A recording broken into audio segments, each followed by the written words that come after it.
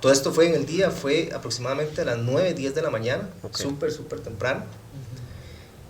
Yo estoy sentado ahí y lo que recuerdo es que estoy comiendo y veo un tipo con un casco, con la careta puesta y un revólver a una distancia de 1 metro aproximadamente.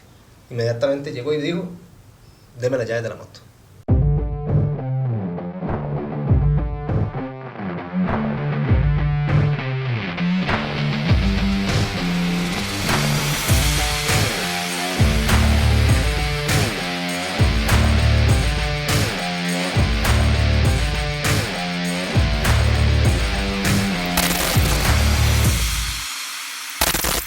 Saludos, señores. Saludos. Saludos. ¿Cómo va todo? Todo en orden. Pasados Bien, por agua. Sí, bastante, ¿verdad? Bueno, aquí muy contentos de tener hoy otro episodio más, ¿verdad? Que el proyecto ha ido caminando de una muy buena manera, ha tenido una muy bonita aceptación y prueba de ello es que hoy tenemos a un buen amigo, ¿verdad? Un compañero que nos viene a brindar hoy un poquito de su anécdota, ¿verdad? Y el episodio de hoy pues tiene ahí matices muy interesantes, ¿verdad, Eric Murillo? En cuanto a lo que es la experiencia en función de una defensa, ¿verdad?, armada. Murillo. Es parte de lo que queríamos hacer, ¿verdad? Tener invitados que nos cuenten un poco las experiencias, porque no es lo mismo verlo en un video, no es lo mismo que le cuente alguien que leyó una noticia, que lo cuente la persona que lo vivió, ¿verdad? Entonces creo que cualquier experiencia de este tipo sirve para aprender, que al final de cuentas es lo que espero que nos sirva a todos, ¿verdad? Tanto a los que nos ven como nosotros mismos. Agradecerle mucho al invitado porque hay personas que les ha sucedido muchas cosas todos los días. Hay gente a la que es víctima de algún suceso y la mayoría decide no compartirlo por temor, porque no quieren o quieren olvidar lo que pasó, etcétera. Pero nuestro invitado está en toda la anuencia de compartir desde un punto de vista inclusive hasta académico, que es de valorar, porque lo que él vivió, Dios quiera que no lo vivamos ninguno, pero somos 100% susceptibles y escuchar esas vivencias de verdad nos va a dar un panorama diferente. Correcto. Alonso, para que antes de entrar en la parte propiamente de la anécdota, nos gustaría que te presentes un poco, que nos contes un poco de vos, ¿verdad? Para ya después ir entrando un poquito en lo que es propiamente la anécdota. Claro, gracias. Bueno, mi nombre es Alonso Montero. Yo trabajo en seguridad desde que tengo 18 años. Empecé en la puerta de un bar, ¿verdad?, en Guapiles.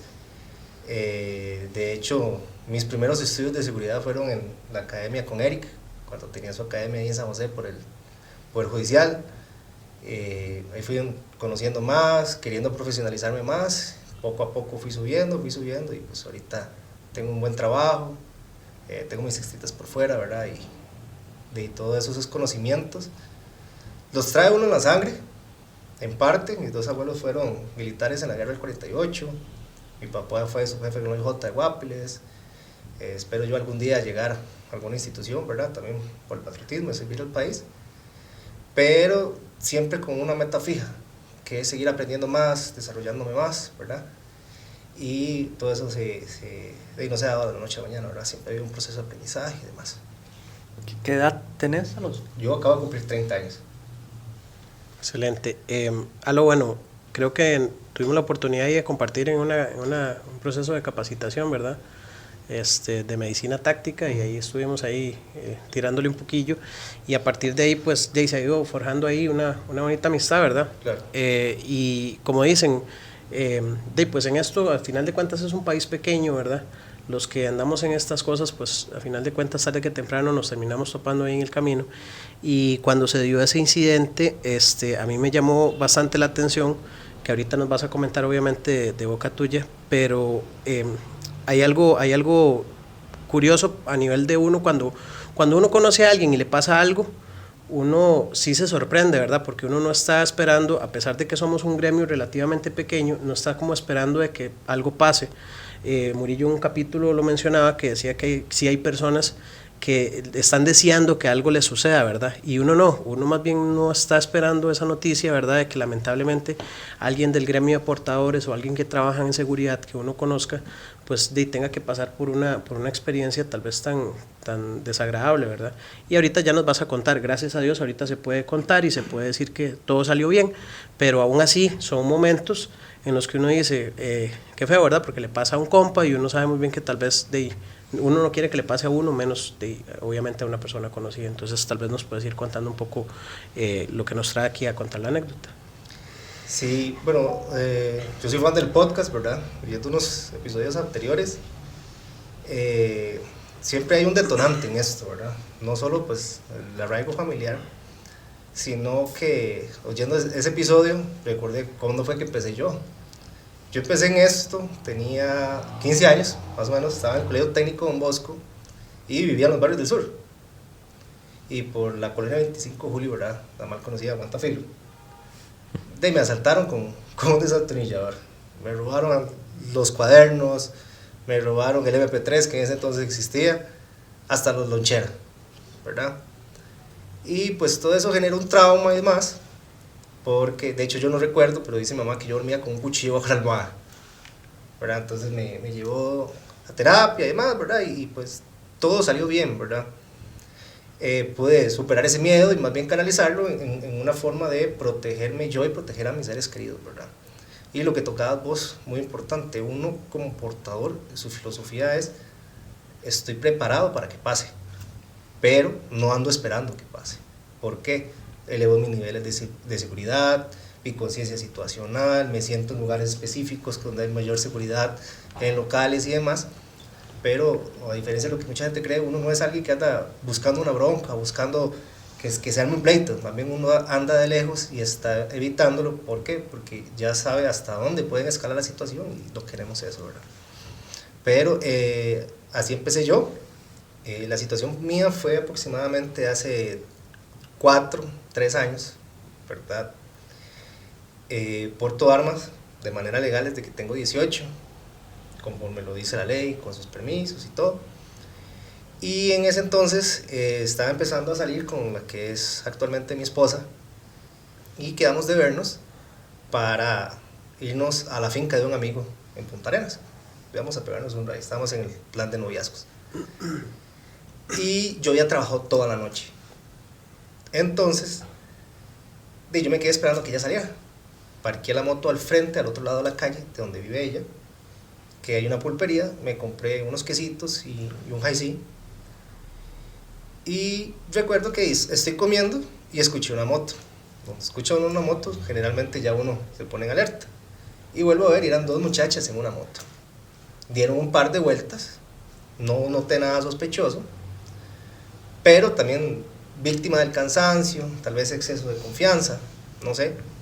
Pasaron 2 al puro frente mío y yo estaba sentado atrás de la moto, de costado de la moto, pero entonces no veo la calle principal, no los vi. De costado a tu moto. De costado a mi moto, vos andabas sí. en moto. ¿Y en qué parte era eso, perdón? ¿En qué parte Eso fue en Purral, específicamente. Okay. No uno de los mejores lugares, ¿verdad? Pero ahí es donde vivía ella. Entonces, y todo esto fue en el día, ¿verdad? Con un casco, con la careta puesta y un revólver a una distancia de 1 metro aproximadamente. Inmediatamente llegó y dijo, deme las llaves de la moto. Yo al principio pensé que era una broma, siempre pensé que era una broma, hasta que en el cilindro pude ver las ojivas de plomo en el cilindro. Entonces yo dije, a la pucha, esto no es broma, ¿verdad? Entonces yo levanto las manos despacio y le digo, no me mate, tengo esposa y 3 hijos. Mentiras, entonces no tenía ni mujer, menos hijos.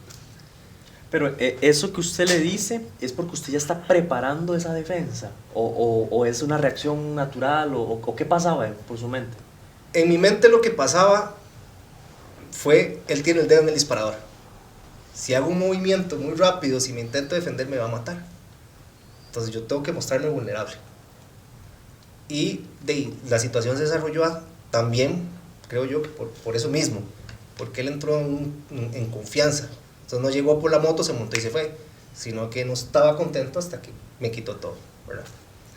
Entonces volviendo yo, levanto las manos y digo, no me mate, tengo esposa y 3 hijos. Entonces yo saco el teléfono, se lo doy y me pongo de pie para ver si me puedo acercar a él. Pero en lo que yo me pongo el pie, él se hace para atrás. Entonces yo recuerdo que yo porto mi arma de manera apéndice, que es aquí al frente. Entonces digo, si se me nota, me va a disparar, o si me revisa, me la va a quitar. Entonces yo me tiro al piso, boca abajo, para tratar de cubrir el arma, de que si él me tocara, no la sintiera. ¿Sos derecho o izquierdo? Soy zurdo, Ok. porto del lado izquierdo. Y en lo que estoy acostado, me saco la billetera y se la doy. Y siempre trato de ver qué puedo hacer. Me sorprendió, me descubrí mucho en esa situación, porque hay mucha gente, y le he enseñado videos a varios, y muchos dicen, yo hubiera hecho esto, o hubieras hecho lo otro, ¿verdad? Pero no es lo mismo verla bailar que bailar con ella. Las situaciones, las emociones, todo, da mucha vuelta en la cabeza. Me sorprendió mucho porque estuve muy calmado. Ya después estaba de un puro temblor que me desmayaba de la adrenalina, pero estuve muy calmado, tratando de evaluar la situación. Y fue hace 4 años, sí, tengo 30 años, estaba todavía un poco carajillo. Y dentro de la situación, él se confió, y como quería llevarse absolutamente todo, agarró el casco, y mi casco tenía una cámara muy buena pegada. Entonces él agarra con la cacha del revólver y empieza a golpear la cámara para tratar de arrancarla. Y él se distrajo. Entonces yo dije aquí, si yo no hago algo, me va a robar o me va a matar para evitar que yo vaya atrás de él en alguna situación.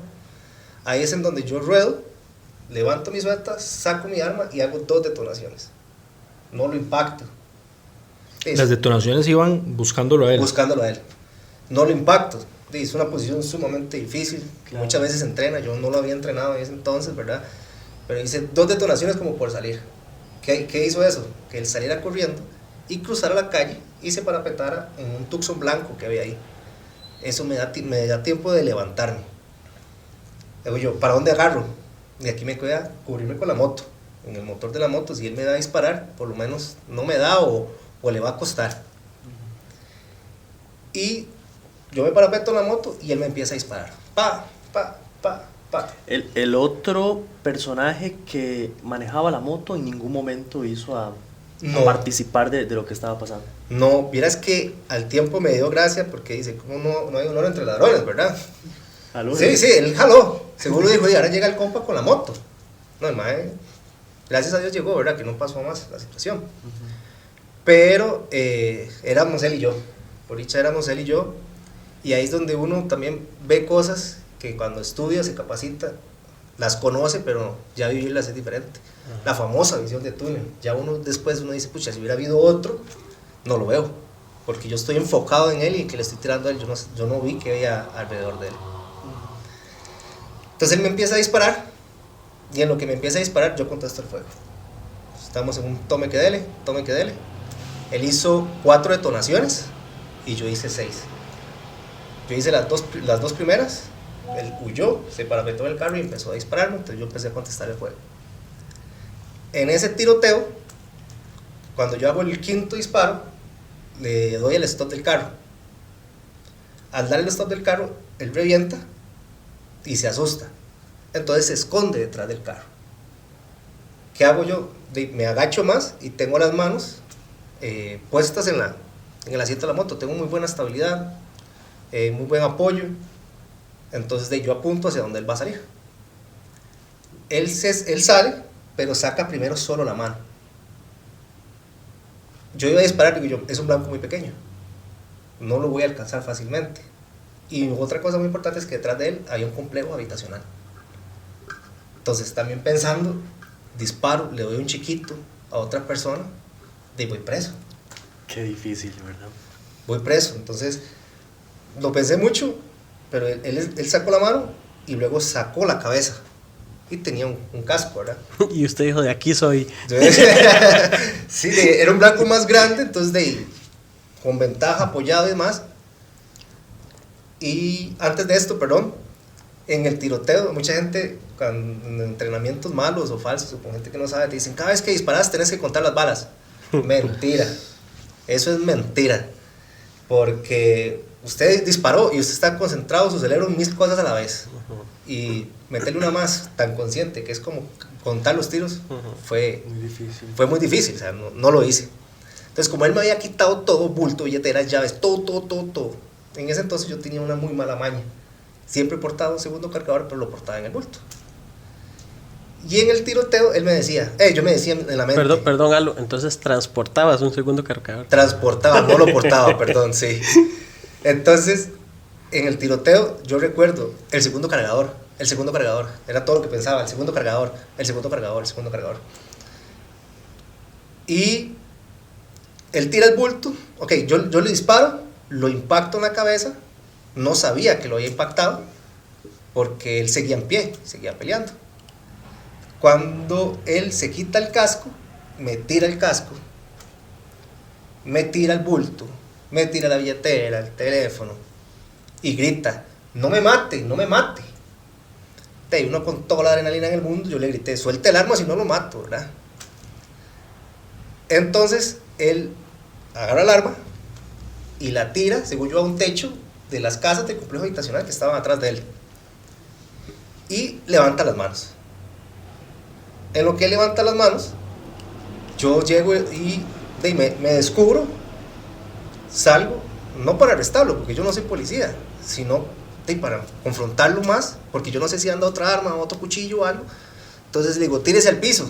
Él se hace tirar al piso, pero donde ve que yo salgo, seguro pensó me va a matar. Entonces él se levanta y sale corriendo. Yo lo sigo con el arma sin detonarlo, porque ya no es una amenaza, ya no cabe una legítima defensa ahí. Yo lo sigo con el arma, pues como por protocolo de que sale corriendo, me dispara para atrás y trae otra arma o algo a hacer. Entonces no le quito la mira encima, pero él sale huyendo. Y yo no me voy a poner a seguirlo, tenía mi billetera, todas mis cosas, el dinero tirado en el piso, y también no tenía muy buena condición en ese entonces. Entonces él se va, yo me quedo viendo, lo pierdo de vista y empiezo a temblar. Me empiezan a hacer las manos así, me empiezo a revisar a ver si no tengo otro hueco más, y me quedo aquí, según yo, como cuidando la escena o lo que sea, pero lo más seguro es que estaba petrificado del susto, ¿verdad? Porque que te diga, no hombre, eso no da miedo, es mentira. Todo tiroteo, toda situación, además de la que la adrenalina sube de golpe, siempre hay un nivel de miedo. Lo importante es saber canalizar ese miedo, pero de que estás muerto de miedo, ¿verdad?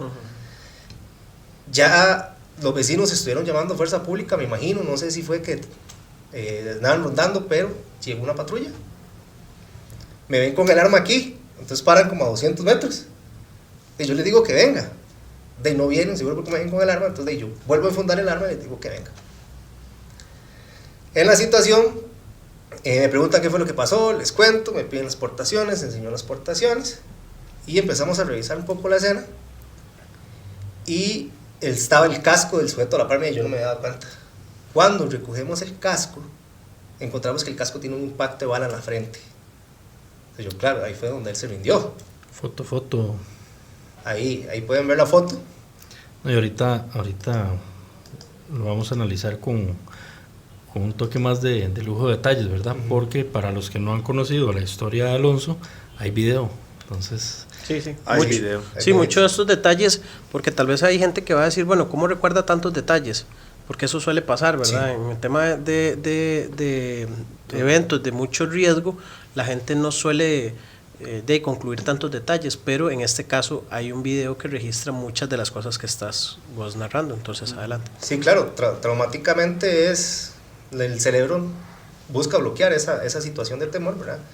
Pero como bien dijiste vos, cuando llegó la fuerza pública, aparte de lo que nos pusimos a hacer es ver qué vecinos tenían cámaras de vigilancia, para ver qué fue lo que pasó y también para seguir el proceso judicial que venía atrás de. Entonces, como pueden ver ahí en la imagen, el disparo fue en la pura frente. Pero una cosa muy curiosa es que el tiro entró por aquí, pero no penetró, salió por el costado. Pero el tiro no lo hirió, simplemente anduvo por el casco. Perdón, ¿vos portabas qué tipo de munición? Yo siempre he portado Premium Federal HST. Ajá, digamos... más P. Ajá, expansiva en 9 milímetros. Correcto. Okay. Sí, siempre me ha gustado esa munición porque el FBI había hecho un estudio de las 10 mejores municiones y según el estudio es la munición expansiva que tiene el mismo stopping power o poder de parada que una .40.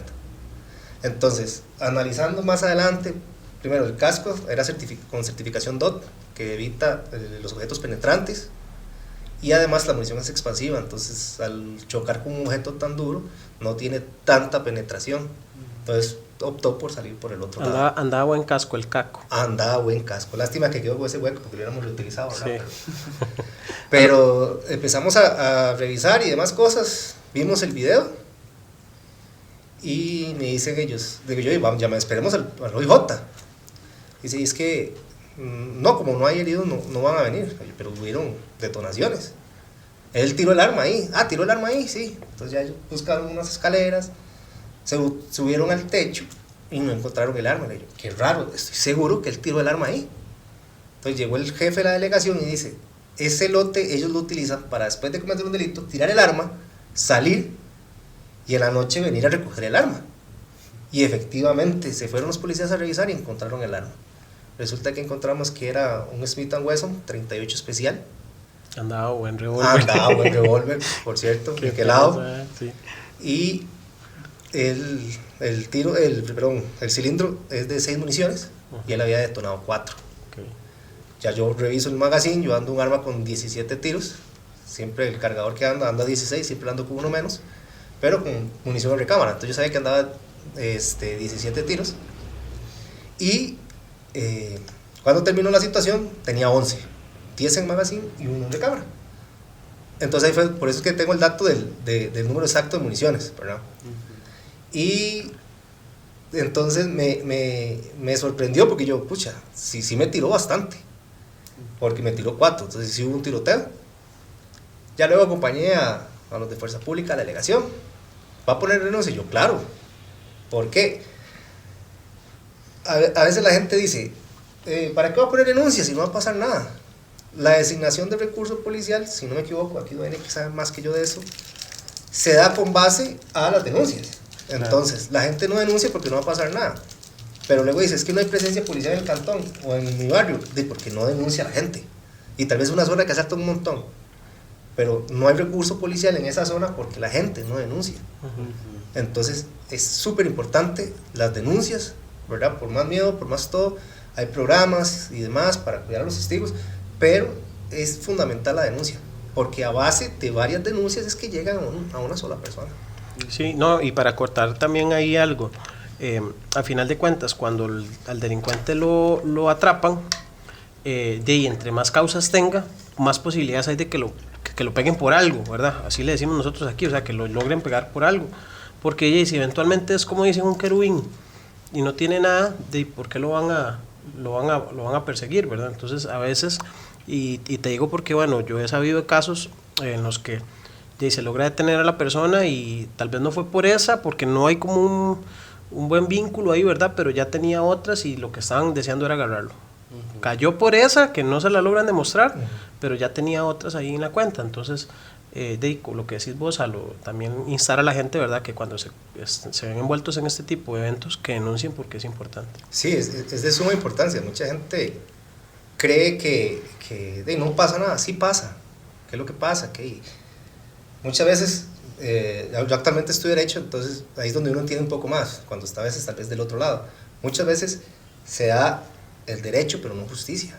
Y el derecho siempre debe prevalecer, ¿verdad? Todos somos inocentes hasta que se nos demuestre lo contrario. Y si las pruebas no fueron recabadas de buena manera o no hay pruebas suficientes, no se puede. Mucha gente dice, pero es que protegen al delincuente. Lo que pasa es que esas leyes que protegen al delincuente lo protegen a usted también. ¿Qué es lo que pasa? Que hay una situación emocional y demás y la gente no ve todo el panorama. Pero siempre es de suma importancia hacer esas denuncias. Entonces yo me fui con ellos, puse la denuncia. Al tiempo me llamaron, fui al OIJ, revisé perfiles de conocidos delincuentes de la zona, lo identifiqué como un 90%, ¿verdad? El caso no pasó a más. ¿Por qué? No tengo idea, ¿verdad? Pero por lo menos yo mi deber lo cumplí, de tomar la denuncia, y también por un tema de protegerme yo. ¿Por qué? Porque hubo un tiroteo, Hubieron bastante munición volando por los aires en una zona residencial, ¿verdad? Entonces, si usted hace las cosas de manera correcta, todo va a salir bien, ¿verdad? Puede tener alguna dificultad, pero me enseñaron que ese era el paso y lo seguimos ese entonces. Ok, Alo, ¿te parece si revisamos un poco el video para también revisar algunos detalles que nos interesaría? Porque mucho de lo que vos contás está muy detallada la narrativa y hay muchas cosas que tenés ahí que quisiera ahorita profundizar un poco, pero también para que eventualmente la gente pues tenga un poquito de contexto, ¿verdad? De cuál fue la situación. Vamos a colocar un poquito por acá el video. ¿Alguna vez antes, previo a esa situación, había estado en algún suceso que hubieran disparos y demás? Sí he estado previamente en otras situaciones, por el mismo trabajo, Sí. pero 1, 2 disparos, o correr detrás de alguien, pero en una situación así tan personal, tan cerca, tan a quemarropa, como dirían, ¿verdad? Un enfrentamiento. Un enfrentamiento tú a tú, hubieron 10 detonaciones en total. Para mí eso es bastante. Ninguna persona alrededor resultó tampoco herida. No, gracias a Dios. Él tuvo muy mala puntería y gracias a Dios yo tuve buena puntería, porque la moto no tuvo ningún impacto, ni siquiera el muro de atrás que estaba detrás mío, que era una casa, tuvo impactos. Él nada más sacaba y tiraba y seguro hacía para arriba y no se fue. Los míos dieron en el stop del carro, en la cabeza de él, 2 en el aire y los otros 2 en el muro que está ahí atrás donde está el carro. Ok, veamos entonces un poco el video. Y ahí estoy yo sentado comiendo unos cachitos, como dije, ¿verdad? Sí, la moto pasa. Ajá. Y se devuelve. Exacto. Uno de ellos. De hecho, viendo el video después, yo pensé que iban a asaltar a esa pareja. Y la pareja no se da cuenta de nada hasta que escuchan los balazos. Y ven que hasta que ven que él me encañona. Ve, ahí es donde yo me inmuto y creo que es una broma. Y no me muevo. Pero ven que él mantiene una distancia. Y vean que la pareja lo que hace es salir corriendo. Ahí salen corriendo.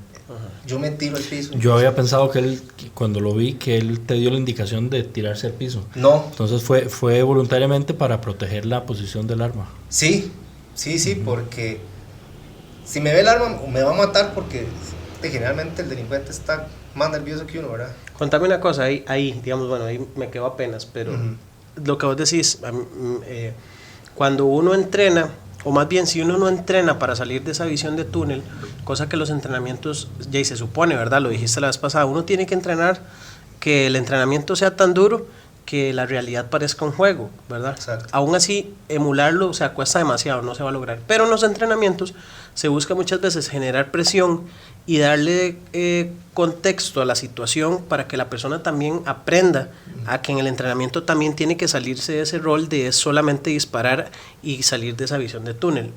Aquí viene la pregunta. Vos decís que estabas y que sos consciente que caíste en visión de túnel, porque cuando vos buscas cobertura nos decís que está la moto y yo estoy viendo ahí que hay un poste. Me imagino que ese poste desapareció para vos en ese momento. Vieras que la visión de túnel la tuve ya parapetado. Ajá. Porque en ese entonces yo estaba viendo qué podía hacer. Y en ese entonces estaba muy gordo. Están 138 kilos. O sea, el poste no lo hubiera hecho. No.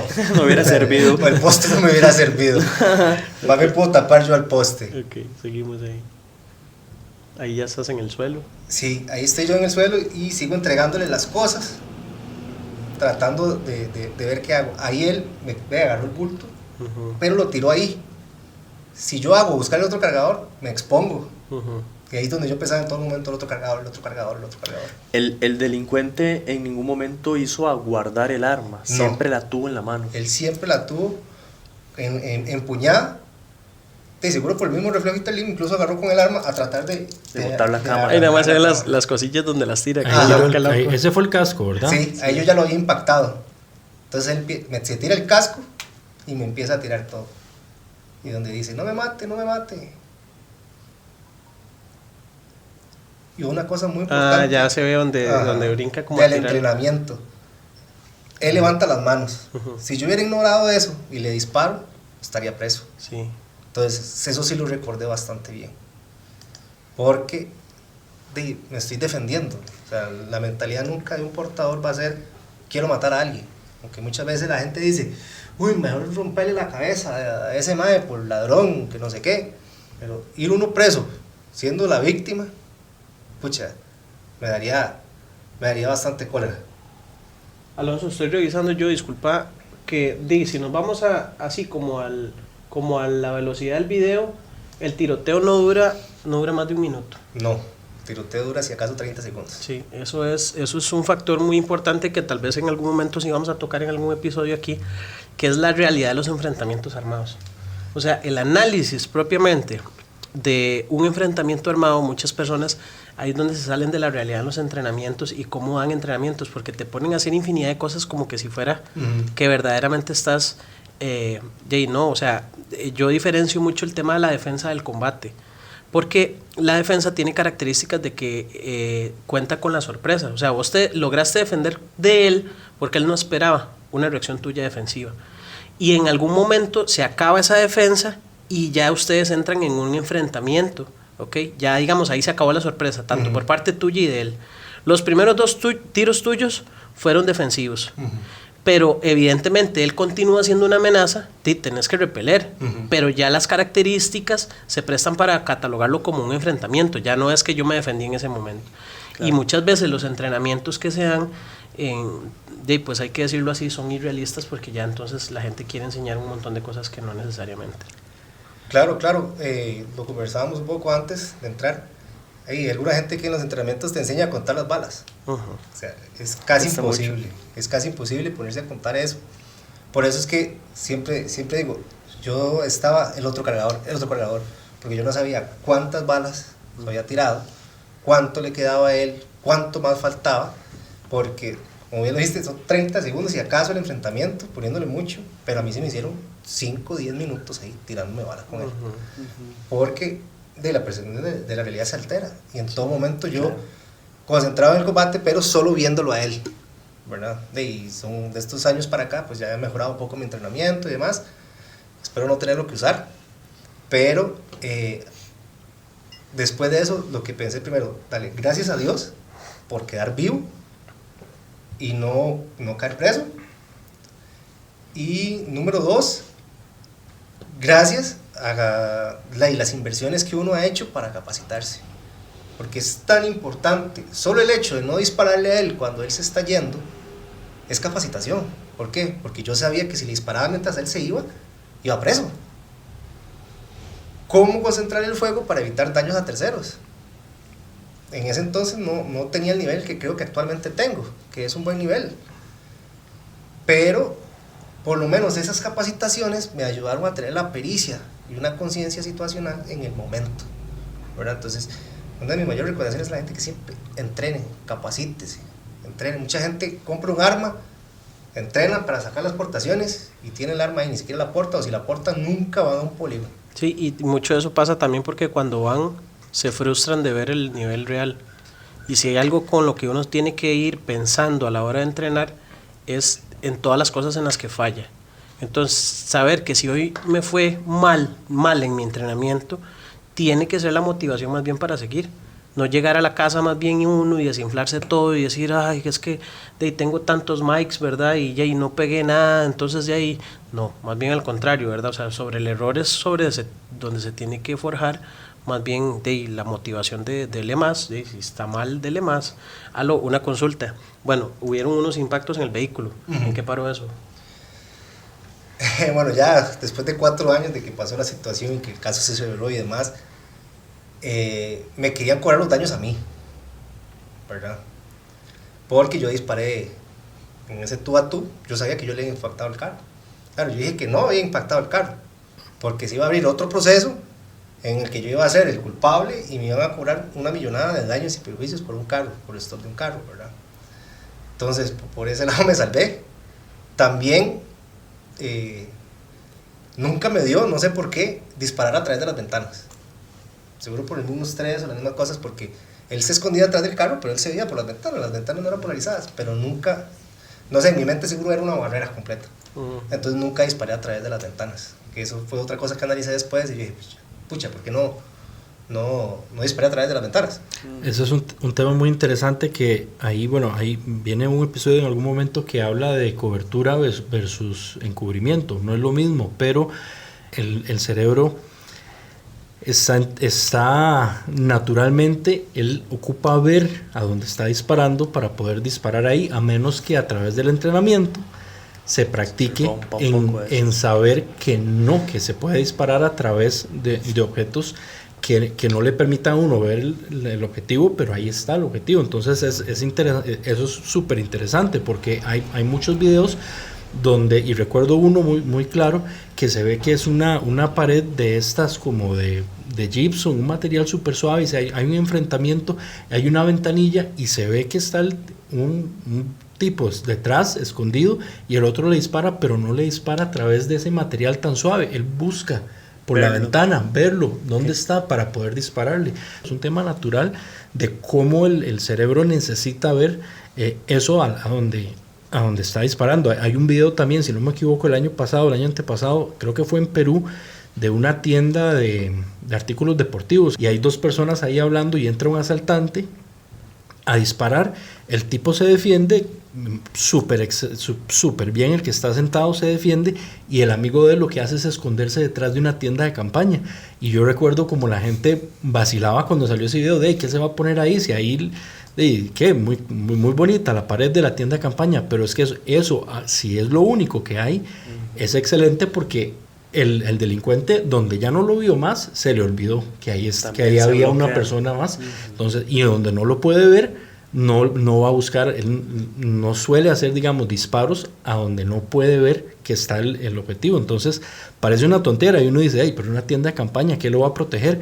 Pero claro, le obstaculizó completamente la visibilidad, y ya la persona donde no lo ve, ya el cerebro piensa, no le puedo disparar, necesito verlo, que es algo a lo que le pasó a Alonso, que es algo que yo creo que trabajamos yo personalmente, tal vez muy poco, no lo suficiente para uno mantener ese entrenamiento mental de saber, puedo disparar a través de una ventana, a través de una puerta, que en el caso de los carros, las puertas igual pasan la puerta, a menos que peguen el marco en algo reforzado, pasa por la puerta.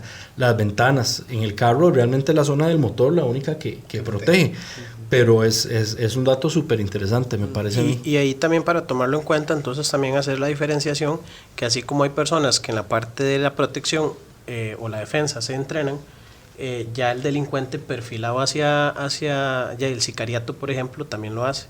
Entonces ese mecanismo, cuando ya llegan por alguien, ya no funciona para el perfil del sicario, porque él sí se entrena para disparar a través de vehículos y a través de demás. Entonces es muy interesante, porque dentro de un capítulo que tenemos de perfiles criminales, hay que entender entonces cuál es la motivación del criminal, para yo saber eventualmente qué esperar, porque no me voy a defender lo mismo de alguien que yo sé que tal vez viene por alguien que yo estoy protegiendo, o por mí si tengo alguna amenaza, que en este caso que fue algo fortuito, ¿cierto? Fue un asalto. Entonces ahí el delincuente piensa de otra manera, y parece mentira, pero están programados de otra manera. Claro, sí, y las armas, ¿verdad? Que a veces utilizan, que tienen, les motiva es todavía, un perfil, les da imagínate, más fuerza. Un sicario, dependiendo de su expertise, o es muy novato para usar revólver, o es muy experto para usar revólver, ¿verdad? Porque entonces, o lo usa porque es lo único que hay, o porque sabe lo que está usando, y tiene varias características que tal vez no las vamos a hablar ahorita, pero que le permiten entonces decir, por esto es que estoy utilizando esa arma. Alonso, yo quisiera tal vez que nos compartieras esto, porque la gente no se imagina cómo es. Después de que sucede el evento y ya entramos en razón, ¿verdad? De lo que sucedió, del peligro que tuviste de perder la vida inclusive, o inclusive quitarle la vida a otra persona, empieza, me imagino, un cuestionamiento mental, en el sentido de que tal vez ya no ves la seguridad o la inseguridad igual. Tal vez despierta más alertas, más estados mentales de que me pueden hacer daño, y esto puede ser bueno, puede ser malo, pero tal vez hay inclusive hasta un debate de me da miedo utilizar el arma de fuego, seguir portando. ¿Te pasó como algo ahí, como que decidieras tal vez cambiar tus rutinas, o más bien te envalentonó para seguir entrenando más? Sí, de hecho, fue un cambio un cambio bastante grande en que yo me dije, necesito mejorar. ¿Por qué? Porque por lo general el delincuente, donde usted le dispara, él huye, porque él no está esperando un enfrentamiento. Tal vez él se defendió por la misma que no sabía para dónde agarrar. Pero analizando ya todas esas situaciones, comencé a pensar, el otro cargador tengo que andarlo encima, no tengo que andarlo en el bulto, ¿verdad? Tengo que mejorar mi condición física, tengo que estar más atento a mi entorno, aunque mucha gente dice, es que eso es paranoia. No es paranoia, es adelantarse. El 90%, el 85% de la seguridad es prevención, un 5% acción y un 10% fortuito, ¿verdad? Suerte, por así decirlo. Entonces, se puede aparentar o creer que es delirio de persecución, ¿no? Es que dentro de esa 85%, que es muy grande, que es preventivo, que es estar en todas, como dicen, ¿verdad? Ya tienes casi todo el trabajo hecho. El simple hecho de estar atento. Cambiar también, porque mucha gente dice, me compro un arma, me compro una funda, y ya. No, es cambiar su manera de vestir, usar una faja adecuada para que soporte el peso del arma, usar camisas no muy pegadas para que no se muestre el arma, portar de una manera que sea cómoda para usted, entrenar para desenfundar de la manera en que usted porta habitualmente. Mucha gente llega al polígono y funda externa o un chaleco, alguna cosa, pero en realidad usted debería entrenar como usted anda todos los días, claro, porque así es como usted tiene la mayor probabilidad de que sufra una situación, ¿verdad? A raíz de eso también valoré más todavía el hecho de ser un portador legal de armas. ¿Por qué? Porque pude haber defendido mi vida, defendí mi vida y mi patrimonio. Las cosas se reponen claramente, ¿verdad? Pero hay infinidad de casos que te matan por quitarte cualquier cosa. Y ahora que soy padre de familia, pues todavía sube más mi nivel de protección, mi nivel de atento. Yo tengo protocolos de seguridad con mi esposa, palabras claves con mi esposa cuando pasa alguna situación. Ella sabe que si hay una situación afuera no debe de salir, sino que debe llamar, sabe que si se meten a la casa debe ir para el baño, que nos paratamos detrás de la refri, etc. Muchos dirán, es un man muy loco, muy paranoico. Es lo mismo que un protocolo de evacuación. Si usted está en un edificio y no hay protocolo de evacuación, todo el mundo agarra para todo el mundo y se muere un montón de gente.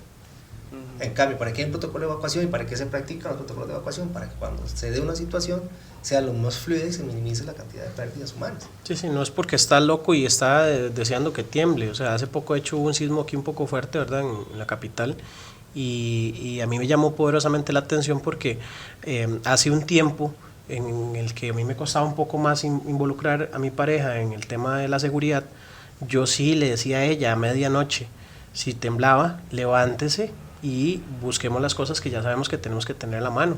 Y un par de veces fue molestia, ¿verdad? Porque era, ay no, pero es que ya no, esta última vez que ya tembló bastante, ella misma ya habíamos hablado, bueno, es que por ejemplo nosotros tenemos perros, entonces la encargada de sacar los perros es nada más ustedes, ese es el trabajo, y usted sale y ya. Y todo el resto lo tengo que hacer yo, pero ya es un protocolo, ya es una preparación, como vos decís, claro. Y no es que estamos pensando entonces en que solo todos son armas, no, es que la cultura defensiva es pensar en toda esa integridad de cosas, correcto. Sí, y otra cosa muy buena que me dejó esta experiencia fue el adentrarme más en el mundo de la seguridad, de la aportación de armas, que creo yo que solo cosas buenas me han pasado, ¿verdad? Un grupo de amigos ahí me pusieron gato negro porque siempre que hay una situación, ¿verdad? Soy yo el que está no. Amigos, el felino azabache. Gato negro no, el felino azabache. Pero ¿por qué brincas si el piso está parejo? Bueno, pues por ahí, bueno, ya sabía. El término correcto es felino ya azabache. sabe quién fue que lo puso, ¿verdad? Pero bueno. Okay. Pero me ha traído muchos cambios en mi vida.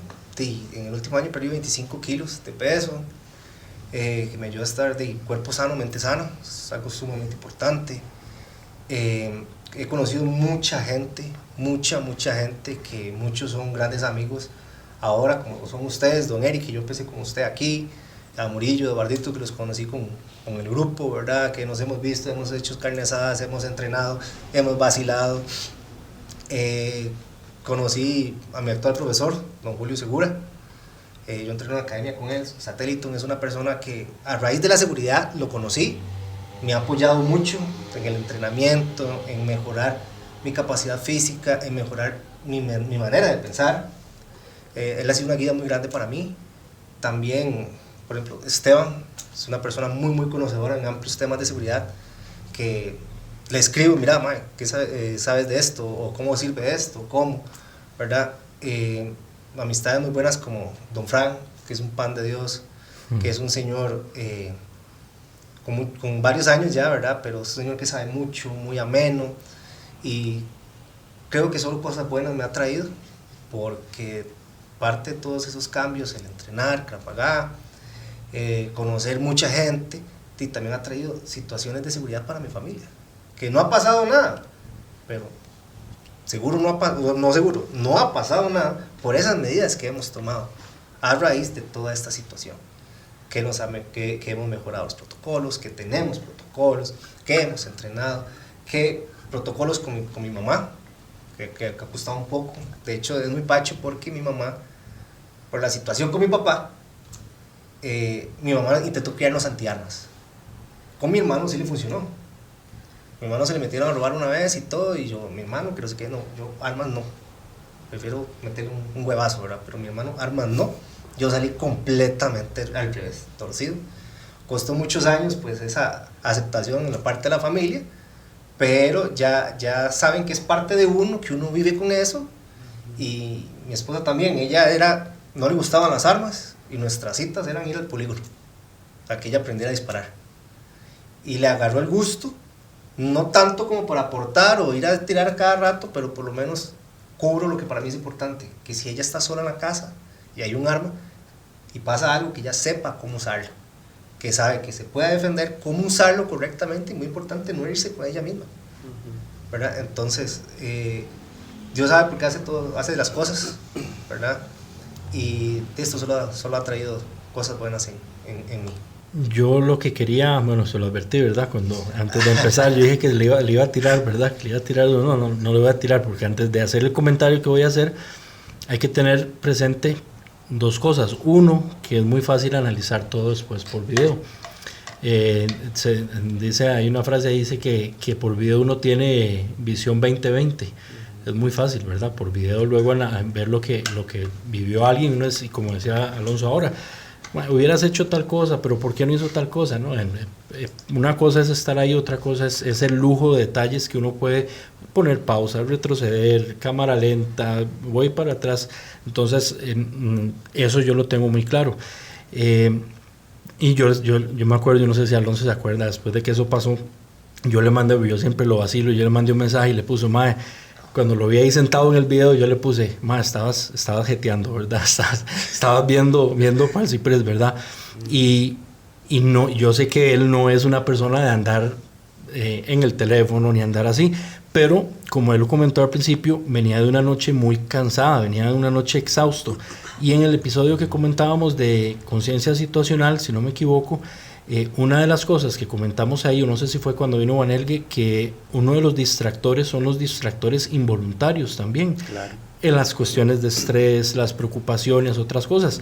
Tal vez bajo otra circunstancia, él hubiera visto a esa moto pasar y los pesca en el momento en que pasaron enfrente. Se pone de pie. Pero bajo el cansancio estaba y seguro ya toda la noche y me siento ahí a comerme ahí unos... Los chirulitos estaban muy ricos. Cansado, Sí, estaban buenos. Inclusive en la zona, porque es una zona donde yo ahí hasta para caminar lo pensaría, ¿verdad? Pero ese tema de cuestiones externas, que también uno tal vez tenga toda la mejor intención de ir atento al entorno y pescar lo que se pueda pescar, pero el cansancio lo puede volcar. Cuestiones de ese tipo que son es importante mencionarlas, porque a fin de cuentas esto lo que buscamos es que le sirva a la gente, ¿verdad? Que le sea de utilidad y que todos podamos aprender, porque eso a todos en cualquier momento nos puede pasar. Todos en algún momento hemos tenido una trasnochada que al día siguiente y no queremos nada de nada, solo sentarnos ahí y descansar. Y en el caso de Alonso, que yo lo conozco de hace tiempo, yo sé que él no es el tipo de persona de ir a sentarse ahí y lamparear ahí viendo en medio purral, pero hay un factor adicional, que fue el factor de esa carga física, ese cansancio, que también afecta al tema de estar alerta al entorno, porque ahí en el video, si vos analizas donde pasan ellos, dan la vuelta a la esquina, se baja, camina una buena cantidad de tiempo donde uno tal vez en una condición óptima los hubiera podido detectar a tiempo para hacer algo antes de que toque defenderse, sino hacer algo de forma proactiva. Pero es un tema interesante que también me parece que puede servir de análisis para muchos. Sí, de hecho yo nunca los vi pasar, nunca los escuché, hasta que él tenía el arma en la frente mía. Pero sí había visto una moto anterior que había pasado, que es una moto, creo que esa es llamada WR, no sé, que suenan mucho. La scooter no suena tanto. Pero si hubiese estado tal vez descansado, no me siento ahí a comer, por la zona que es, estuviera de pie. Pero esos factores externos muchas veces le juegan a uno una pasada, ¿verdad?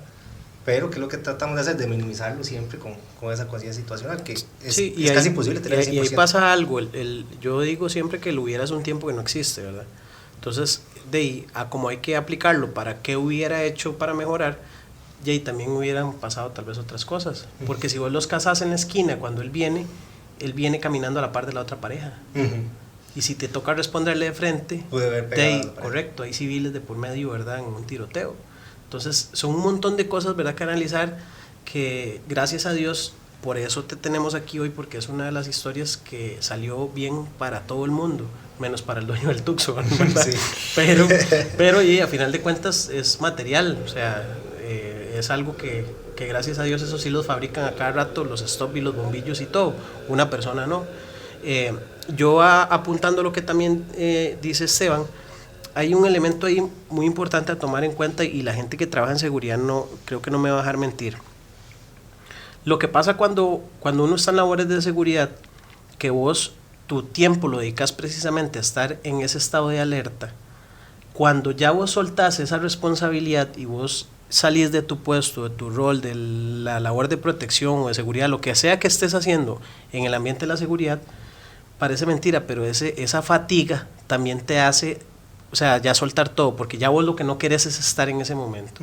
O sea, ya cuando uno sale de su turno y ya entrega, ya uno más bien no quiere estar en ese estado de alerta, porque ya automáticamente el cuerpo ya te está pidiendo un descanso. Entonces son niveles de alerta que lamentablemente, oye, pues hasta eso, uno tiene que vender su propia seguridad a veces para tenerla, dársela a otros, ¿verdad? Y eso es muy importante a recalcar y a agradecérselo a cada persona que trabaja en seguridad, desde el oficial que está en la puerta, el señor que está ahí afuera en un parqueíto cuidando carros, si es que están todas, pero esa persona, ténganlo por seguro que cuando sale y va en el bus, lo menos que va pensando es en seguridad, porque posiblemente ya viene una carga laboral bastante pesada. No digo que todos, ¿verdad? Pero sí hay un tema desgastante, porque ya vos pasaste muchas horas, precisamente el que lo hace bien, ¿verdad? Pasa buscando patrones, pasa viendo ver qué está bien, qué está mal, qué está fuera de lo típico, y cuando ya agarras tu rato, como dicen, para comerte los chirulitos, ya ahí viene un caco, ¿verdad? Y como dicen, se pasan el día. Sí, y agregar un poco a eso, para un pequeño mensaje, mucha gente cree que usted porta un arma, o es un delincuente o está loco. La gente no entiende, por lo mismo que usted acaba de decir, que nosotros somos multiplicadores de la seguridad. ¿Por qué? Porque sabemos que andamos un arma, sabemos que en cualquier momento hay un peligro, entonces nosotros estamos más atentos y podemos anticipar una situación en la cual podemos ayudar y salvar una vida. Sí. Mientras que un delincuente lo que anda buscando es hacer daño. Es correcto. ¿Verdad? Entonces mucha gente nos tacha, nos califica, pero en realidad nosotros somos multiplicadores de la seguridad. ¿Por qué? Porque la fuerza pública puede tardar de 5 minutos a 45 minutos en llegar. Si llegan. Si llegan. Pero en cambio, estando uno ahí, uno puede resolver. Mucha gente compara situaciones nuestras con las de Estados Unidos, que son incomparables, porque ahí es un derecho constitucional portar armas, aquí es una concesión que te da el Estado, y el Estado opta por hacer controles a nosotros, que está bien, pero fortaleciéndolos tantos que más bien se vuelve restrictivo. El delincuente no le importa que la ley sea dura. ¿Por qué? Porque él no necesita hacer ningún requisito, ni pasar por ningún filtro para poder portar un arma. Ni siquiera entrena, porque no puede entrar a un polígono si no tiene un arma legalmente inscrita. Y si entrena en una finca, no con instructores certificados y demás. Entonces, ahí es donde se voltea la cosa con nosotros, porque nosotros, como no me canso de repetirlo, somos multiplicadores de la seguridad. Nosotros apoyamos a que nuestras comunidades sean más fuertes. Creo que muchos aquí somos líderes de seguridad o hemos estado apoyando la seguridad comunitaria y ha dado resultados. Donde yo vivía antes en Zapote, por lo mismo que hablé al principio, que no habían denuncias, había muy poco recurso policial. Se usaba el de San Francisco. En Quesada no había mucha seguridad. Nos conformamos en el barrio, pues, conociendo el sistema, sabíamos que si llamábamos a Fuerza Pública al 911, porque no había recursos, no llegaba.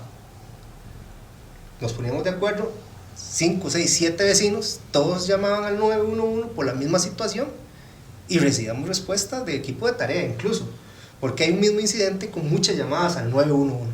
Entonces así empezamos a acomodar un poco el barrio y a brindar un poco más de seguridad, ¿verdad?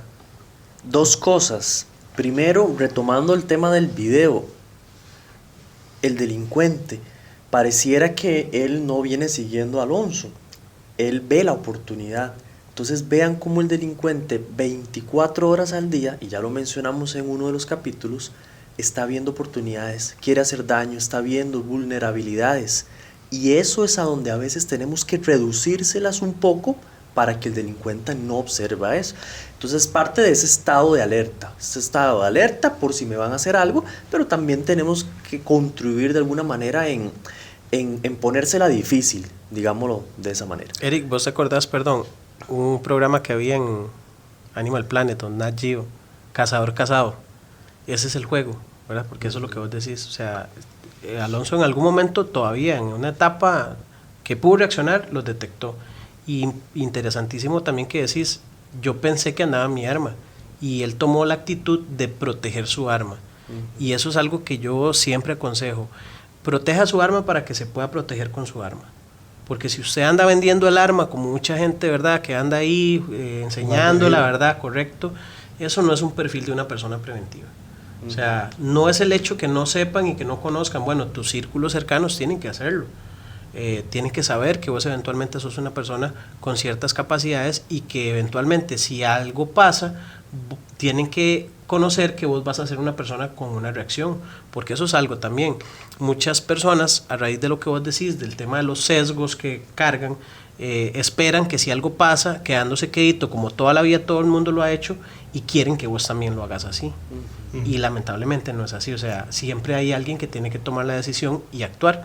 En el caso tuyo llama poderosamente la atención que interiorizaste y dijiste, bueno, aquí si esto se puede complicar más, si para variar viene por la moto y se va, como dicen, con todo el premio, se pegó a la lotería, se lleva moto y arma, ¿verdad? Sí, claro. Sí, y segundo elemento que vale la pena recalcar 1000 veces, y lo dice Alonso, no lo decimos nosotros, lo dice una persona que vivió esa situación, que estuvo al borde de la muerte, y es el entrenamiento. Y aquí quiero complementarlo con qué cosas son las que usted cree que debería entrenar una persona que se prepara para una situación de estas. Y también hablar de estos tal vez instructores que a veces le dan ideas a una persona, tal vez no sean las más óptimas. Entonces la importancia de variar, de buscar. Sí, eso que decís vos es muy importante. En mi parecer, lo primero que debes conocer es la ley. Si no me equivoco, el artículo 115 de la Constitución Política dice que no se puede alegar desconocimiento a la ley. Es decir, es que yo no sabía que eso no se podía hacer, igual vas preso, ¿verdad? Entonces, al igual que como sacamos nuestra licencia de carro y le tenemos que leer la ley de tránsito y debemos conocerla, si tenemos un arma debemos conocer la ley de armas y explosivos. Igual, como todo costarricense debería conocer la Constitución Política, el Código Penal. ¿Por qué? Porque en ellos te dice hasta dónde puedes actuar y hasta dónde no, ¿verdad? Para mí eso es como lo más importante. Segundo, una de las pocas cosas buenas que aprendí de mi papá, porque pues no fue una relación muy buena, pero una de las pocas buenas cosas que aprendí de él es: si usted tiene la capacidad de hacer un hueco en el pecho de una persona, habrá alguien que tenga esa capacidad de hacerle usted un hueco en el pecho. Aprenda a curarse. Ahí es donde entonces me metí un poco por medicina táctica, primeros auxilios y demás, porque tienen toda la razón, ¿verdad? Wow. Otra cosa, mucha gente, voy a comprar un arma. Comprate Glock, comprate Sig Sauer, comprate. Yo creo que usted debe ir a una armería en la que usted pueda tocar diferentes armas para ver cómo se amoldan a su mano, si lo que quiere es portar interno oculto, un arma que no sea muy grande, comprar una funda que sea apta para esa arma. Y el tema de entrenamientos es muy muy delicado, porque en Costa Rica existen cualquier cantidad de vendehumos, o más que dicen que son esto, que son lo otro y nada que ver. Usted puede ver muchos entrenamientos, gente nueva que los ponen a tirarse en el piso, a revolcarse, que les empiezan a gritar. Todo va escalonado en esta vida. Lo primero que tienes que hacer es aprender a no pegarte un tiro. Seguir las 3 reglas: dedo fuera siempre el disparador, considerar el arma siempre cargada y no apuntar a nada que usted no quiera destruir. ¿Cómo va a poner usted a alguien a darse vueltas en el piso y a desenfundar si no sabe dejar el dedo fuera del disparador? Que es algo que cuesta mucho quitarlo. No es que, ok, voy a dejar el dedo fuera del disparador. No, eso es un reflejo involuntario del cuerpo. Y es tan importante para desenfundar y no hacerse daño uno mismo, ¿verdad? Para los que portamos con tiro de recámara, hay que empezar desde abajo. Apréndase eso, luego empiece con un tiro de precisión, después ya viene el tiro de reacción y ahí puedes empezar a ir escalando y meterle un montón de cosas más y meterle más complejidad para hacerlo como decías vos, ¿verdad? Que el entrenamiento sea un infierno, pero cuando estés en el infierno sea como un entrenamiento. Ir poco a poco, y hay muchos foros, hay muchas páginas. Creo que en la comunidad de portadores legales hemos tratado de llevar más conocimiento a la población en general, y ahí vas a encontrar qué instructor es bueno, qué instructor no es bueno, cuál es un payaso, cuál es un fanfarrón, cuál es alguien que verdaderamente sabe, y de ahí tome un criterio con base, no lo que le dice todo el mundo, de lo que usted investigue, porque nos tenemos que ser críticos, porque hay mucha gente que certifica. Hay un maestro que estaba certificando instructores de tiro en un día, ¿verdad? Y pues, eso no es así, ¿verdad? Hay gente que está dando cursos de PMI online, que, pucha, la parte teórica, pues claramente es importante, pero no puedes decirte sos PMI por llevar una clase por llevar 6 clases online. Perdón, para toda la gente que nos ve, PMI es protección a personas. Sí, perdón, protección a personas importantes. Que te enseñen vigilancia, observación, vigilancia y seguimiento, con un libro o online, que pasa mucho. Que te enseñen defensa personal, vas donde un mae, lo que haces es agarrar y golpearte todo. ¿Cómo empecé yo con la defensa personal? Yo tuve un trauma de pequeño que le golpeé a un compañero y le exploté la nariz. Entonces a mí me da miedo pelear, porque me da miedo hacerle daño a la otra persona. Entonces, si usted no está bien guiado, ¿qué es lo que hace usted? Meterse más en ese trauma, ¿verdad? Entonces, y no me acabo de decirlo, ahí es donde le agradezco al profe Julio, ¿verdad? Y su academia, que ha tenido esa paciencia, me ha hecho aprender mucho de eso. En el caso del instituto de Eric, yo empecé cuando Eric estaba ya en otro lado más largo, ¿verdad? Y ahí es donde uno empieza a ver la diferencia, porque yo a un polígono ahí X, que ya muchos conocemos, que es un señor un poco loco, y que le enseñaba a uno cosas y uno sabía que sabía, y llega uno a un lugar donde realmente hay responsabilidad, donde saben, y uno dice, puta, lo que sé está mal. Y ahí es donde usted solo probando y testeando, y cuando uno empieza, tal vez no está rodeado de tanta gente que sabe. Ahí es donde usted tiene que ser crítico y empezar a investigar. Pero para mí esos son como los parámetros que cualquier persona que desee empezar de conocer y de ir escalonado, no corriendo. Ahora Roma nos hizo en un día. Tal vez, ahora que mencionas el tema del entrenamiento, Eric, me llama la atención ahora que estábamos viendo el video. Hace unos días había un tipo de debate ahí en algún grupo y salió alguien hablando de la famosa regla de 3, ¿verdad? Que eso, y va a sonar obstinado que diga otra vez, lo tenemos para un episodio dedicado solo a hablar de la regla de 3, ¿verdad? Porque es algo que da para todo un episodio. Y esas cosas las decimos para que la gente sepa que todo esto viene ahí, vamos a llegar a todo eso, pero todo da para conversar. Pero me llamaba la atención de alguien comentando sobre esta famosa regla de 3, que para mí es un mito. Y hay un ejemplo clarísimo en el video de Alonso, la regla de 3, que la mayoría de enfrentamientos sucede dentro de 3 segundos, no se realiza más de 3 disparos y sucede a una distancia de 3 metros o 3 yardas, es lo que dice, ¿verdad? Que son como 2.7 metros más o menos. Y mucha gente basa su entrenamiento en este tipo de cosas, como la regla de Tueller, como la regla de 3, como otras cosillas que andan por ahí, y la gente se encasilla en un entrenamiento basado en ese concepto, en esa idea. No, es que ¿para qué voy a practicar más de 3 metros si casi todo se da dentro de 3 metros? ¿Para qué voy a andar un arma con 17 tiros? ¿O para qué un cargador de más? ¿O para qué tal cosa?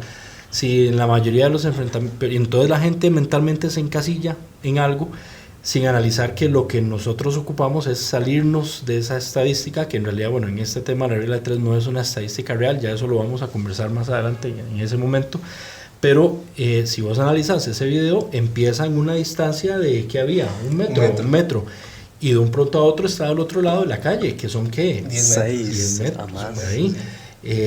No fueron 3 disparos, realizó 6, si no me equivoco, 6 disparos, no fueron 3 segundos, fue casi un minuto en ese va y viene, ¿verdad? Entonces, yo creo que algo que es importante recalcar es eso de no caer tanto en ese tema de los mitos para enfocar nuestro entrenamiento. Sí creo que el entrenamiento tiene que ir dirigido a ciertas realidades defensivas, obviamente. No vamos a perder toda una tarde en el polígono practicando con una pistola a 100 metros, no tiene lógica. Pero sí tiene que ser realista a que ese tipo de reglas o mitos que nos han ido metiendo muchas veces nos perjudica, ¿verdad? En la parte del entrenamiento. Y me llamaba la atención, y ahora que vos comentabas eso del entrenamiento, lo quería mencionar, y ya luego más adelante ahí tal vez lo hablamos un poco más. Y tiene que ver también con los instructores a los cuales decidimos ir a escuchar. También. Porque puede haber algún instructor que se cierre en esa idea, pero el instructor tiene que tener esa apertura y aceptar que es un tema muy amplio. Es que de hecho, Eric, bueno, en algún momento lo comentamos aquí, ¿verdad? Las medidas de protección que se utilicen en función de la mejora de la seguridad de cada persona tienen que ir dirigidas a un análisis de su realidad. Ok. Nosotros impartimos una capacitación en función de las agresiones de defensa de arma de fuego contra el agresor de cuchillo. Resulta que hay muchas personas que toman esta regla de Tueller, ¿verdad?, para fundamentar sus entrenamientos. Y no está mal porque es un análisis, digamos que interesante. Pero resulta que cuando uno agarra esta métrica y la trae a la realidad, como hicimos en esa ocasión, lo que hicimos fue promediar cuál es la verdadera velocidad de los participantes en función de ir a agredir un objetivo con un cuchillo. Entonces, ¿qué es lo que dice la regla? Bueno, la regla tiene ciertos parámetros en función de la morfología de los estadounidenses, de donde se fundó la norma. Pero entonces aquí los mismos participantes se dieron cuenta que el promedio del agresor acá en Costa Rica es otro, porque la morfología de nosotros es otra. O sea, nosotros no somos tan altos, no tenemos las piernas tan largas. Tan rápidos. Ajá. Entonces, más bien, tenemos posiblemente un tiempo mayor de desplazamiento, pero asimismo también no tenemos ese mismo tiempo de reacción. ¿Por qué? Porque no solemos entrenar tanto. Entonces, por un lado, el agresor dura más en llegar, sí, pero aún así no nos alcanza para ser lo suficientemente buenos para decir, lo impacté, y de dónde lo impacté, y de qué forma lo impacté, para que eventualmente esas detonaciones sí sean eficientes al punto de que, bueno, cese la amenaza. Ahora, otra cosa que se lleva en ese tipo de entrenamientos no es decirle a la persona cuántas veces verdaderamente el agresor con cuchillo va a venir corriendo a esa distancia tuya.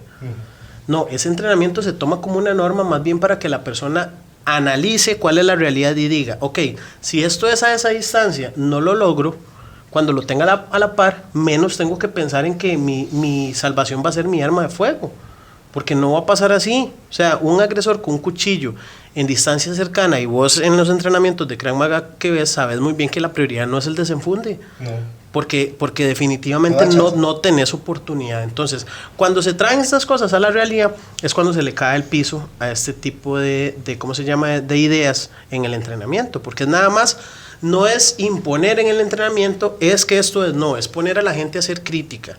Y creo que ahí es donde está la recomendación en función de, ya que estamos hablando un poco del tema de los entrenamientos, a la gente. Cuando verdaderamente a la persona participante de una capacitación se le pone a analizar la realidad por ellos mismos. No están esperando solamente esa lluvia, ¿verdad?, de información de que el instructor es el que está diciendo y eso es lo que yo digo y eso es. No, en defensa personal pasa algo, Alonso. ¿Cuántas veces en las técnicas, ¿verdad?, se le pone a la persona a decirle, bueno, vea, usted es el que se defiende, ¿ok? Y usted se va a defender de tal técnica. Pero hay un análisis que nunca se hace, que es del agresor que te está ayudando vos a defenderte. Cuando vos tomas un video en YouTube y vos ves que la técnica es eficiente, quítele la mirada al que se está defendiendo, analice al agresor. Esos videos funcionan porque el agresor lo hace lento, porque el agresor no es agresivo. Y si vos decís, ¿y qué pasaría si el agresor se vuelve violento? Si verdaderamente lo hace como lo hacen en la calle, ya la defensa no sirve. Entonces, ese simple análisis que le estás haciendo ya es una herramienta para decirle a la gente, bueno, valore si de verdad usted está entrenando de la forma adecuada. Muy en función del caso que vos estás diciendo, ¿verdad? Todo lo que nos has comentado. Muchas de las cosas que, por dicha, te sacaron a vos de una mala situación fue que te orientaste por lo que sí te marcó y que gracias a Dios fue una buena orientación. Lamentablemente se sabe que hay personas que no. Yo he sabido de casos en los que una persona tomó su arma de portación o sacó su permiso porque creyó que le estaba dando derecho a matar. Literalmente hay casos con nombres y apellidos en donde dicen, es que a mí me dijeron que con la aportación yo sí puedo hacer tal cosa. Qué peligroso. Y ahí es donde nos satanizan en general a la comunidad. Es correcto. Cuando se bajó de 3-2 decía la gente, ¿para qué quiere andar 3 pistolas? Si piensan que es que uno anda una pistola aquí y una atrás. No es eso. ¿Por qué? Porque la gente no sabe. Igual que el carro, hay un error mecánico en el arma. No es tan fácil arreglarla o conseguir una pieza de un arma como de un carro. Yo me tengo que defender de una situación de legítima defensa. ¿Qué va a pasar? Aunque yo no cometí un delito, porque la ley me amparó, me van a decomisar el arma y hay un proceso legal de por medio. Yo puedo tener represalias de la familia o de amigos, de allegados del delincuente. Me puede ser tan salado que me vuelvan a asaltar o me vuelva a pasar algo, ¿verdad? Pero mucha gente piensa que es que, porque me lo decían, que es que la gente anda como Pancho Pistolas, con 2 pistolas. O sea, ¿para qué quieren 3 pistolas si solo tienen 2 manos? Pero es porque no tienen esa realidad o no conocen qué es lo que puede pasar y todas esas situaciones. Claro, muy sencillo, Alonso, para ponerlo ya puntual en el caso tuyo. Te asaltan, te defendes, te decomisan el arma. En el expediente está la información tuya. Esa persona, si eventualmente la enjuician y la logran capturar, si es que la procesan, igual obviamente va a pasar por un proceso, no necesariamente va a comenzar a pagar su condena al día siguiente y esa persona tiene información tuya. Tu arma con la que te defendiste está decomisada. La de él también, pero la de él es ilegal. ¿Ok? O es un arma, es un arma sin papeles. Ya como la consiguió otra. Correcto. Nosotros estamos obligados a que no podemos ir a buscar a la armería porque ya nos dijeron, no, usted está en un proceso, no puede comprar otra. Entonces, el delincuente sabe dónde vivís y ya hubo un enfrentamiento. Y yo sé que esto es un tema para verlo otro día, pero ahorita va muy de la mano lo que vos comentás. Es que si pasa eso, estás, como dicen, expuesto a la voluntad del otro. Sí, y si fuese que puedes comprar un arma inmediatamente porque no te sale la situación, ¿verdad? No es como que yo voy y compro un arma y me la dan. No Entonces eso puede durar de 2 meses a 6 meses, 1 año. Es correcto. Para que te den el arma. Entonces, en todo ese lapso de tiempo, puedes recibir represalias. ¿Y con qué te vas a defender? Hay una frase que dice, 3 es 2, 2 es 1 y 1 es ninguna. Usted tiene un arma, pierde esa arma, se quedó sin nada. Tiene 2, pierde 1, se quedó con 1. Tiene 3. Bueno, cuando Alonsito, y aplica también para los cargadores, ¿verdad? Sí. Para los 2 es 1, 1 es ninguna. Y ese es otro tema de otro episodio. Va a seguir, pero es cierto, ese es otro tema, porque ese es otro tema de debate. No, yo ahí sí peco. Yo he dejado de portar mi cargador extra. Después de eso no me y hay volví gente, a quitar. y hay gente que dice que no, que estadísticamente, y tal vez tiene su fundamento estadístico, digo yo. Pero bueno, ya eso lo tenemos que entrar porque ya eso sí da para todo un episodio. Que Esteban quiere hablar de todo. Sí. ¿Cómo hacemos? Hacemos el podcast de unos 5 horas para que nos dé chance, porque es un tema muy interesante, ese tema del cargador. Y yo me acuerdo cuando yo tuve una vez estaba también conversando con alguien que dice, no es que defiende no andar, sino que dice que él no anda porque no lo ve necesario y me daba sus puntos. Y yo recuerdo que yo le mandé un mensaje a Alonso y le pregunté y le mandé un mensaje a otra persona que también le tocó defenderse, y en ese caso, si no me equivoco, hizo 13 detonaciones. Y yo les pregunté, ¿qué piensan ustedes sobre el tema del segundo cargador? Y los dos me respondieron casi que lo mismo. Yo en ese momento lo único que estaba pensando es en qué momento iba a ocupar ese segundo cargador. Y que se iba a quedar sin... Y no lo ocupó, por dicha, gracias a Dios, no lo necesitó. Pero siempre los dos me dijeron lo mismo. Y por eso yo les pregunto a ellos, porque yo todavía personalmente, y gracias a Dios, no he pasado por una situación así. Entonces ahí es donde uno le pregunta, ok, a los que ya pasaron, usted ya vivió eso, ya sabe qué se siente, la idea de si voy a ocupar el segundo cargador o no, lo vio necesario, no lo vio necesario, porque no es lo mismo escuchar ese tipo de información. Ahora, Esteban, perdón, para darle la palabra a Eric, yo creo que ahí hay algo todavía hilando muy fino, que nos lleva también a la óptica del entrenamiento.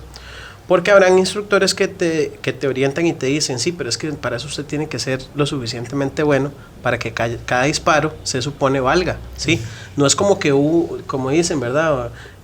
Un disparo, una cabeza, ¿verdad? No es así. O dicen que si usted no hace nada con los 3 primeros, mejor no haga nada. Sí, no hace nada con los demás. Sí, esos también se rayan los mitos, pero aquí no estamos ni diciendo quién sí, quién no. No, el hecho es que emocionalmente yo me pongo en esa situación y yo digo, claro, cuando uno está disparando, lo menos que vos querés es quedarte sin munición, porque es automáticamente quedar vulnerable totalmente.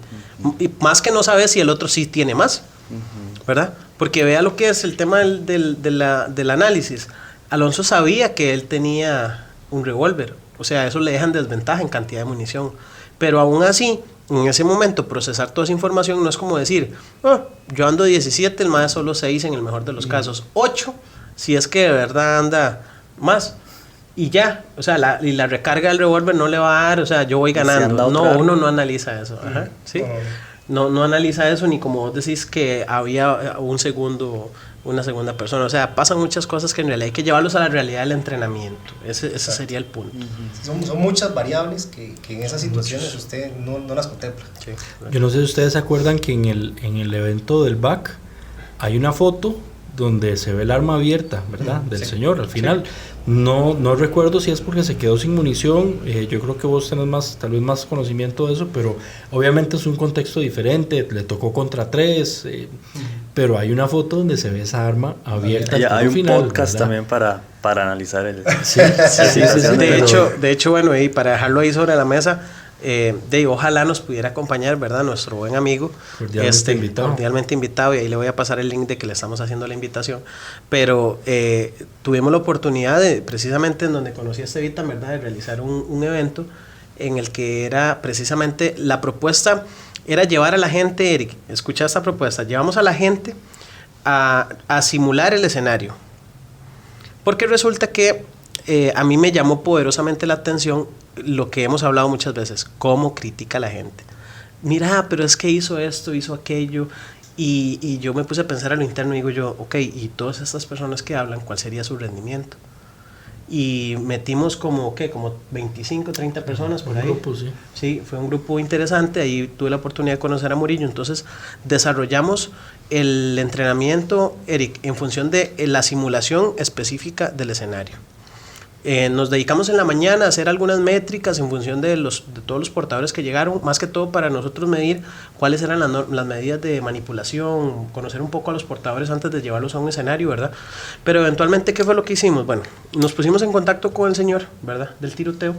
Él muy anuente, gracias a él nos colaboró con su testimonio, tuvimos acceso al expediente judicial, ¿verdad?, de todo el caso, en donde tomamos muchos datos técnicos, desde la parte forense, ¿verdad?, de dónde habían sido los impactos, qué fue lo que causó los decesos, cuántas municiones, cuántos disparos hubieron, qué tipo de arma, qué tipo de qué calibre, qué munición, y en función de todo eso armamos el escenario. Lo intentamos llevar de la forma más técnica posible, ¿verdad?, simulando el enfrentamiento previo que él tuvo de manera física con los cacos. Hicimos ahí un ejercicio, ¿verdad?, para intentar alterar un poco el ritmo cardíaco de las personas, y ahora sí inicia. y a la gente le llamó mucho la atención ver cuál en realidad fue entonces su rendimiento. Cosa que los estamos llevando a un nivel que ni siquiera se compara con la realidad. Entonces, claro, salieron muchas personas, ¿verdad? Ya diciendo, no es tan fácil. Ok. Porque yo estoy en un polígono en donde sé que no, o sea, las siluetas no me disparan, no me van a matar. Soy yo solamente disparando y aún así su rendimiento no fue lo que esperaban. ¿Me explico? Entonces, ese tipo de eventos, bueno, voy a ser un poco pretencioso, pero creo, Murillo, usted corríjame si había habido un precedente de algo así, ¿verdad? Un entrenamiento que se propuso de esa forma. Sí, fue muy interesante. El solo hecho de la carga física al inicio del ejercicio ya cambia todo por completo, porque no es lo mismo pararse enfrente de una silueta y con todo el tiempo del mundo y el VIP sacar y hacer un ejercicio, que hacer una carga física que a los, ¿cuánto eran? Como 30 segundos, si no me equivoco, una carga física súper corta, 1 minuto, y ya donde uno se levanta para realizar el ejercicio, las piernas no le dan. Y ahí, como decía Alonso, entra mucho el tema de la parte de la condición física también, porque en esos 30 segundos donde uno se levanta ya para realizar la mecánica del ejercicio, ya uno siente donde las piernas se le hacen para todo lado, donde se va a caer, y no ha ni empezado en la parte de los disparos. Entonces son entrenamientos que son muy interesantes porque lo meten a uno en esa realidad de que no es tan fácil. No solo que las siluetas no le disparan a uno, sino que no se mueven tampoco, ¿verdad? Que es otra cosa que el señor disparo en movimiento, ¿verdad? Es complicado, sí. Sí, ahí vamos a dejarles un link del videito, ¿verdad? Porque hubo un video respecto al entrenamiento y demás, pero para que no suene a propaganda, porque no es la gracia, o sea, aquí el punto es ese: llevar a la gente a entrenar de manera en la que no es que yo te estoy diciendo qué hacer. No, a mí me interesa que en los entrenamientos se transmita una autocrítica, porque ¿qué fue lo que muchas personas se llevaron? Que para mí la misión estaba cumplida.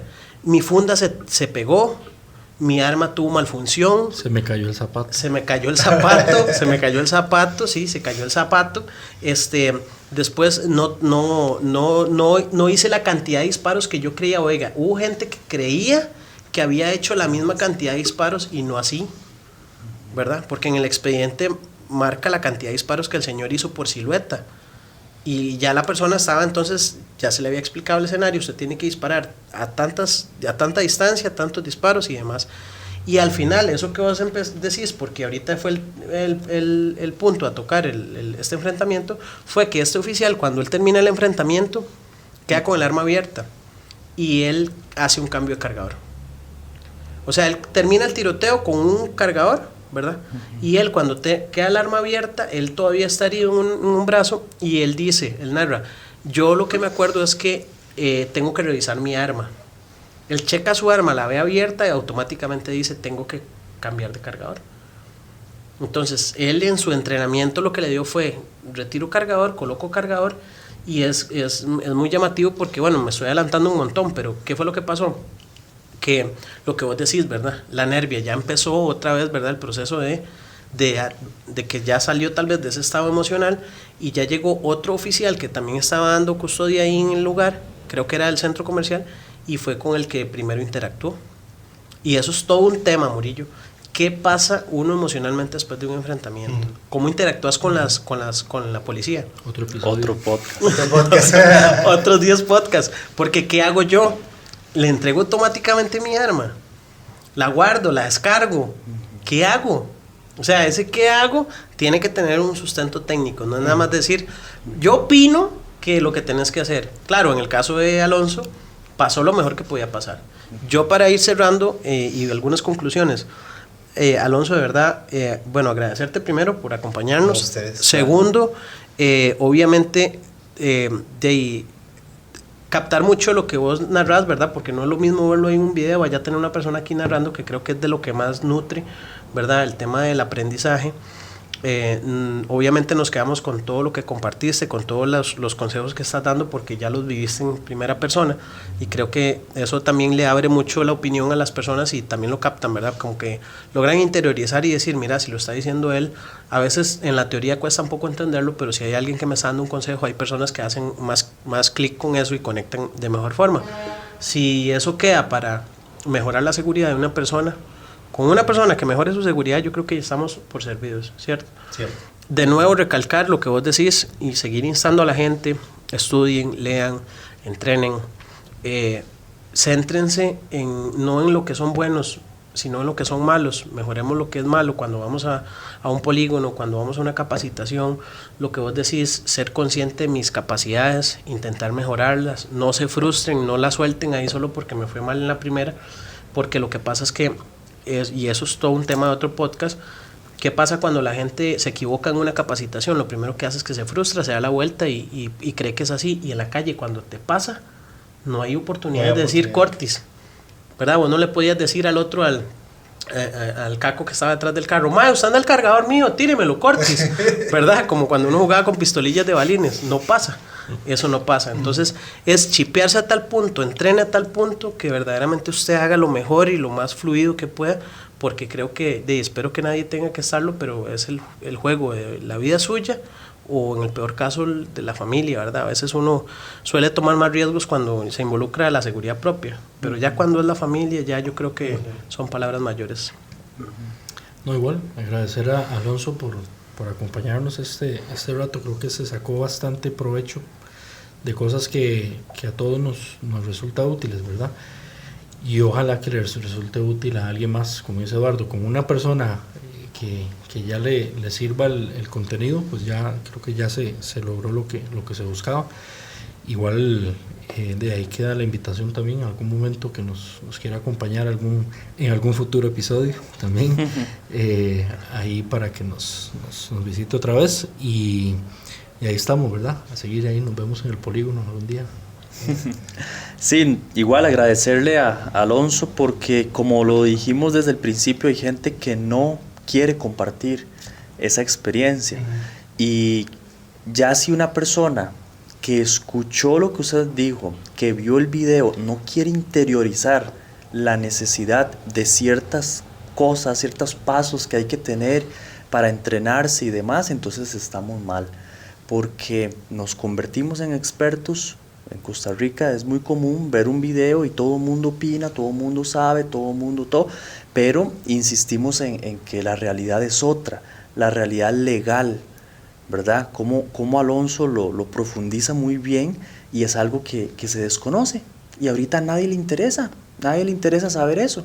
De las personas que portan armas en Costa Rica, el mayor porcentaje de los pocos que van es a entrenar a un polígono, a la parte operativa, pero la parte legal casi que está descuidada ahí, y esa adiós a la suerte, y es algo a lo que hay que ponerle muchísima atención, y siempre durante todos los capítulos ojalá lo podamos mencionar: entrenar, capacitarse y ser muy críticos, que eso es lo que yo quiero hoy tal vez dejarme y llevarme para la casa.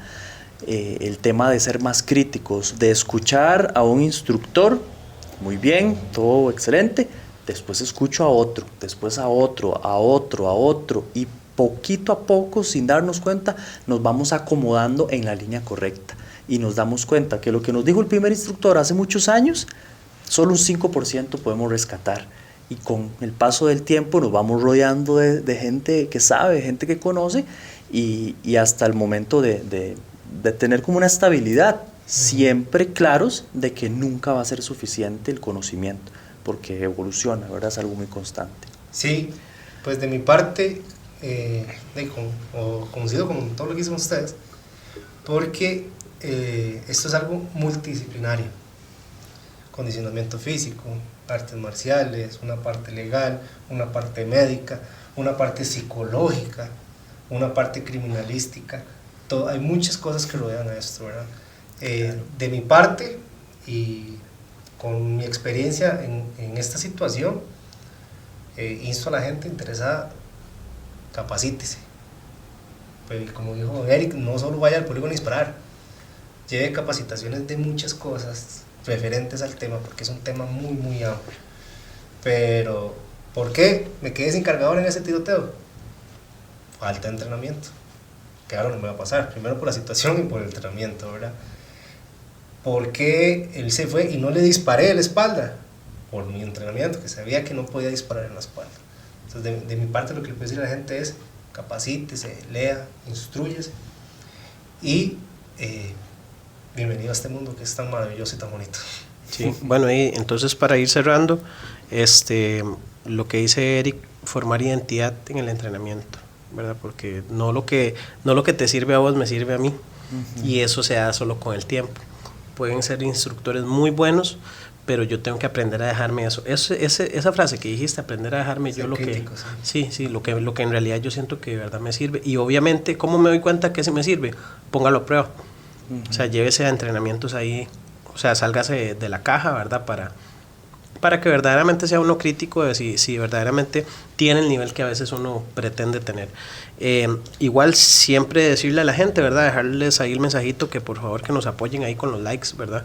Que compartan el video, que sigan la página, que eventualmente le comenten ahí a sus amigos, ¿verdad? El podcast está, digo yo que va muy bien, por muy buen camino. ¿Qué te parece el podcast? Ya así. No, a mí me gusta. De hecho, por mi trabajo es muy manual. Yo trabajo como armero actualmente. Entonces, me gusta estar escuchando música. Y revisando, me encontré el podcast. Luego me di cuenta que era pues de ustedes, ¿verdad? Y como lo que yo hago toma mucho tiempo, entonces me pongo los audífonos y me pongo a manipular, ¿verdad? A muchos no les gusta porque dicen, no están hablando de un tema de farándula o alguna cosa más actual, ¿verdad? ¿Por qué? Porque no saben que sus vidas o las de sus familias pueden depender de eso. Pero no, me entretiene mucho. Me entretiene mucho y igual siempre aprende uno cosas, porque es un tema muy amplio, tan amplio que cuesta mucho abarcarlo todo en un 100%, ¿verdad? Entonces, excelente podcast, muy, no solo entretenido, sino educativo, y una manera más de que la población en general conozca que es un portador, y los que estén interesados tengan una herramienta aún mayor para poder guiarse en ese camino. Excelente, bueno, entonces ahí le dejamos a la gente para que sigamos aprendiendo y sigamos creciendo en este camino, ¿verdad? De la formación en cultura defensiva. Sigan las redes, que le den ahí like al video, que activen la campanita. Son cositas que no cuestan, pero que a nosotros nos motivan bastante y que también, pues obviamente nos impulsan el proyecto. La frase, ¿cierto? No podemos irnos sin la frase, ya casi nos vamos, pero falta la frase. Dice: es mejor ser un guerrero en un jardín que un jardinero en una guerra. Proverbio japonés. Prepararse, gente. ¿Listos? Prepararse. Cuidado mucho con ese tema. Vamos. Eric. Muchísimas gracias.